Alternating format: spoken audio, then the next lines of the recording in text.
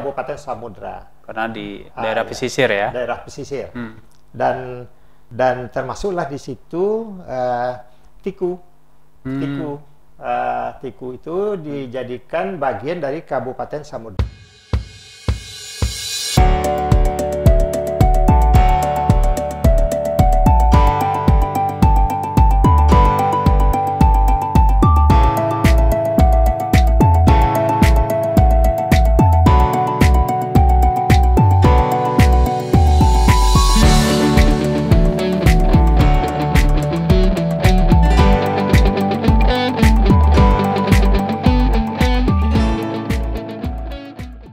Oke, kerabat Andalas TV, kita berbincang lagi bersama Bapak M. Nur, pakar sejarah kawasan pantai ya. Tadi kita sudah berbincang banyak soal bagaimana dinamika kawasan pantai barat pada zaman kuno, VOC sampai Hindia Belanda, Pak M. Nur. Kalau setelah kemerdekaan, bagaimana progresnya sampai sekarang? Baik, jadi kemerdekaan yang sudah diproklamirkan sejak 17 Agustus 1945, pemerintah mulai menata sistem pemerintahan dan pada tahun 1945 Sumatera ini hanya menjadi satu provinsi. Oh, satu provinsi. Provinsi Sumatera. Provinsi Sumatera. Nah, kemudian menjadi dalam perjalanannya terpecah menjadi 3 provinsi: Provinsi Sumatera Utara, Provinsi Sumatera Tengah, dan Provinsi Sumatera Selatan. Dulu namanya Sumatera atau apa? Sumatera. Sumatera juga dari dulu. Ya. Nah, ada juga yang bilang kan Pulau Andalas gitu kan. Nah, istilah lain untuk Pulau Sumatera cukup banyak. Cukup banyak. Ada Pulau Andalas, ada Pulau Perca. Pulau Perca. Jadi ada pulau, ya ada yang menyebutnya Pulau Emas. Pulau Emas. Nah, itu kan. Karena banyak rempahnya di situ ya. Banyak rempahnya. Emasnya juga banyak. Hasil tambangnya. Emasnya juga banyak. Karena yang dicari pada zaman Belanda itu di samping rempah juga emas. Juga emas ya. Yang berasal dari Sarwaso. Pagaruyung. Di Sarwaso ada? Ada, ada. Jadi di Sarwaso ada emas, dan yang paling banyak itu di Gunung Opir, Pasaman. Ada sebuah gunung, Gunung Talakmau sekarang, gitu kan? Yang di 50 kota? Di 50 kota Gunung Sago. Tapi tidak ada emas, tidak ada emas. Karena sekarang ada aktivitas tambang di situ. Oh, begitu. Jadi yang terbaru ya.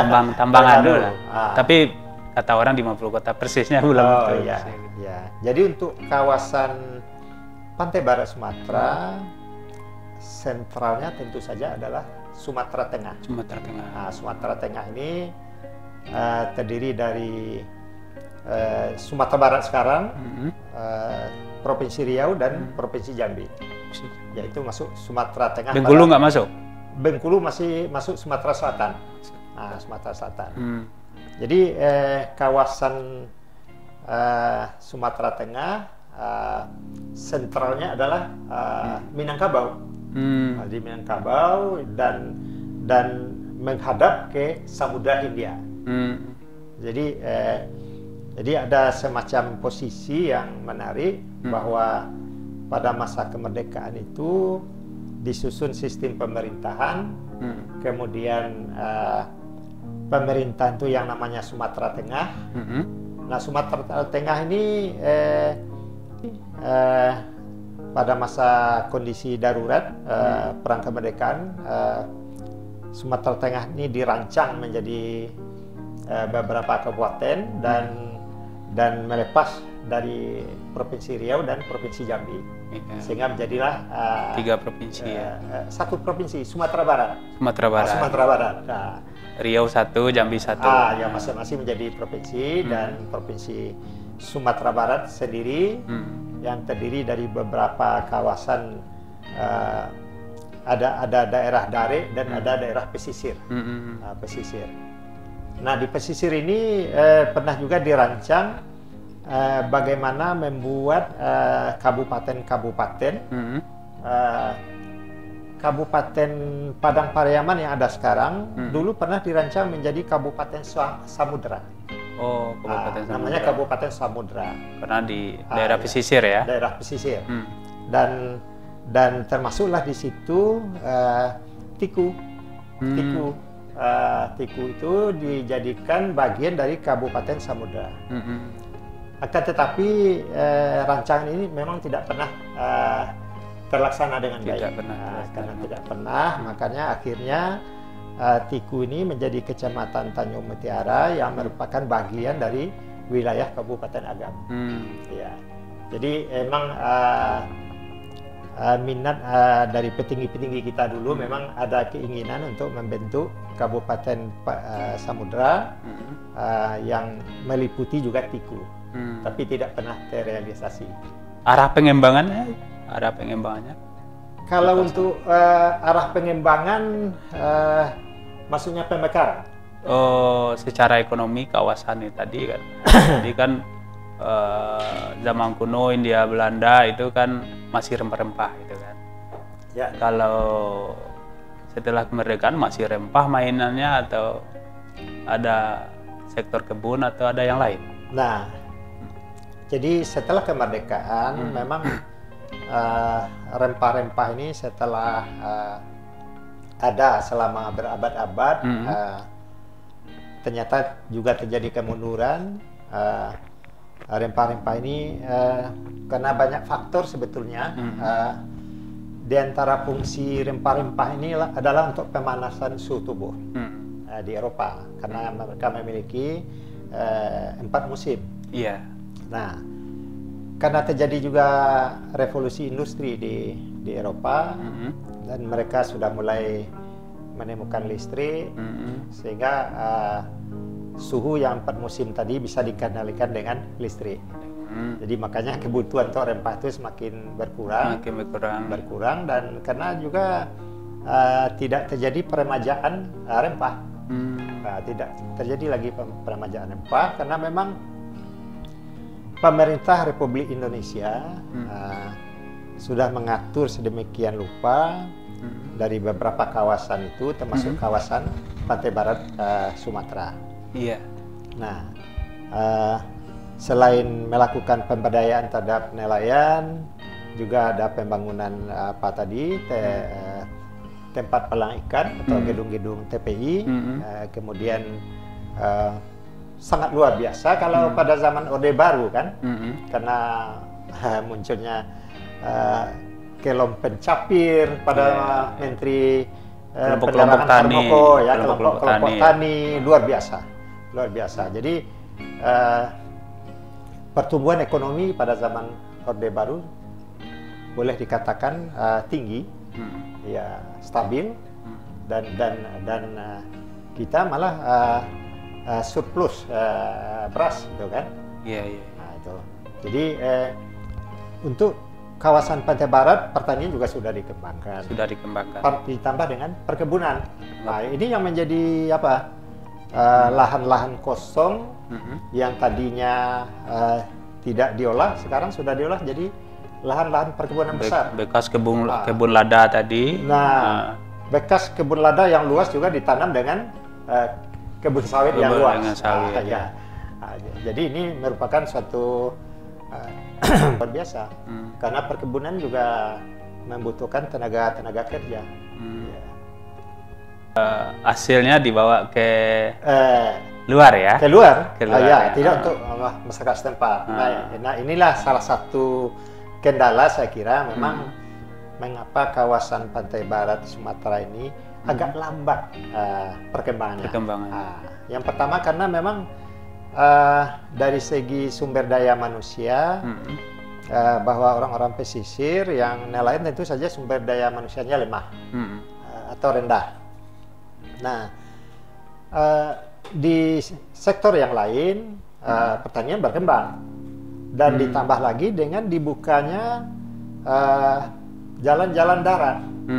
Nah, jalan-jalan darat dibuka, hubungan antara Padang Manggopoh itu dengan bantuan Jerman Barat bisa dibangun jalan yang bagus sampai ke Simpang 4. Tadinya orang dari Simpang 4. Awalnya bantuan Jerman Barat. Jerman Barat, ya. Jerman Barat yang bantu itu tahun 1980-an. Nah, ya. Jadi mulai dari Lubuk Alung, Manggopoh, Simpang 4, Pasaman. Nah, jadi orang Pasaman itu tidak perlu naik kapal lagi untuk ke Padang. Tadinya naik kapal. Naik kapal. Orang Air Bangis, orang Simpang Ampe, Simpang Tigo mau ke Padang naik kapal. Ke Tiku dulu. Di Tiku baru naik bos. Baru naik bos. Naik bos di Tiku. Berubah Jerman Barat. Bantuan Jerman Barat. Bantuan Jerman Barat. Dan saat itu berubahlah pola transportasi yang biasanya di laut sekarang ke darat ya. Iya. Jadi tadinya kan orang Air Bangis, orang Simpang Ampe mau ke Padang, dia harus naik kapal ke Tiku. Di Tiku baru disambung dengan bos menuju Padang. Begitu juga sebaliknya. Nah, dengan dibangunnya jalan raya ini, hubungan Manggopoh dan Simpang 4 sudah terbuka, maka kawasan-kawasan di sekitar itu juga sudah terbuka, dibuka perkebunan, penduduknya sudah semakin ramai. Dan apalagi ditambah pula dengan pemekaran Kabupaten Pasaman, menetapkan Pasaman Barat sebagai salah satu dari kabupaten di Sumatera Barat. Tapi Pak Emnur, saya sering juga mendengarkan bahwasanya daerah kita ini minim SDA, sumber daya alam, gitu kan. Tapi nyatanya dari zaman kuno sampai sekarang masih menarik. Dan bahkan seluruh hasilnya dibawa keluar gitu kan. Iya. Itu memang tidak ada hasil sumber daya alamnya atau itu memang itu narasi untuk mengaburkan fakta aja itu? Ya, kalau lihat dari lintasan sejarah tadi kan sudah cukup banyak bukti bahwa sumber daya alam itu tidak berkurang. Malah kita kaya dengan sumber daya alam. Kalau memang sumber daya manusia memang kita akui waktu itu memang boleh kita bilang masih terbatas, karena apalagi di kawasan pesisir kan penduduk yang berorientasi pada laut tidak membutuhkan pendidikan. Makanya boleh dikatakan bisa dibilang dengan jari orang-orang yang menduduki pendidikan di bagian pesisir. Cuma pada masa kemerdekaan atau Orde Baru ini sudah terbuka lebar dan karena pemerintah juga berusaha untuk membangun ini saya kira kebaikan atau keuntungan dari zaman Orde Baru itu ya, walaupun aspek negatifnya juga banyak kita lihat itu kan, tapi dari aspek positifnya melakukan pembangunan yang luar biasa. Pemerintah Orde Baru ini kan membangun negara ini secara bertahap, 5 tahun, 5 tahun, 5 tahun dengan nama Repelita, rencana pembangunan 5 tahun. Nah, di pantai barat Sumatera yang tadinya nagari-nagari adalah sebagai sentral dari sumber perekonomian, dan terjadi perubahan dalam sistem pemerintahan menjadi desa ya. Pada tahun 1980-an, 1982 adalah pelaksanaan dari Undang-Undang Nomor 5 tahun 1979 tentang perubahan nagari menjadi desa. Nah, diseragamkan di seluruh Indonesia. Nah, setiap desa diberi dana desa untuk pembangunan desa, dan di situ keuntungannya barangkali untuk Sumatera Barat. Karena satu nagari itu di Sumatera Barat terdiri dari beberapa jorong, dan jorong berubah jadi desa. Jorong juga mendapat bantuan negara. Untuk pembangunan. Nah, setelah kembali ke nagari baru menciut kembali. Jadi setiap jorong bergabung dengan nagari dan hanya satu bantuan untuk pemerintah nagari yang dibagi-bagi untuk beberapa jorong. Iya. Itu menarik juga saya lihat Pak Emnur, karena segala potensi kita kan cukup banyak cukup banyak, tapi narasi yang disampaikan bahwasanya memang SDA kita katanya kurang, kita kuat di SDM katanya gitu kan. ini ada apa ini gitu kan. Jangan-jangan kita disuruh keluar, orang lain datang untuk ngarapnya gitu kan.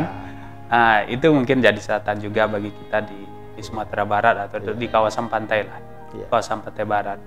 Kalau untuk sektor wisata, bagaimana perkembangannya di kawasan pantai barat? Untuk sektor wisata, sebetulnya kawasan pantai barat Sumatera sangat kaya dengan potensi wisata. Jadi pelabuhan-pelabuhan tadi tidak hanya sebagai pelabuhan tempat bongkar muatnya barang, kapal, tetapi juga merupakan tempat yang indah yang bisa menjadi destinasi wisata. Nah, pelabuhan-pelabuhan alam ataupun pelabuhan Teluk Bayur walaupun sudah dibangun kembali oleh Hindia Belanda, tapi tetap menarik. Ya. Nah, di samping itu pelabuhan-pelabuhannya pelabuhan yang sudah ditinggalkan, yang sudah tidak aktif lagi secara nasional, tetap menjadi primadona. Misalnya kita yang selama ini mengenal pelabuhan Painan atau di Salido, pelabuhan di Pantai Padang, pelabuhan Muaro ya.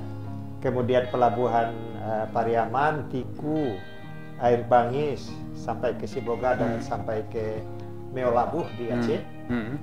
Nah, itu semuanya menarik dan tetap memiliki pemandangan alam yang bagus.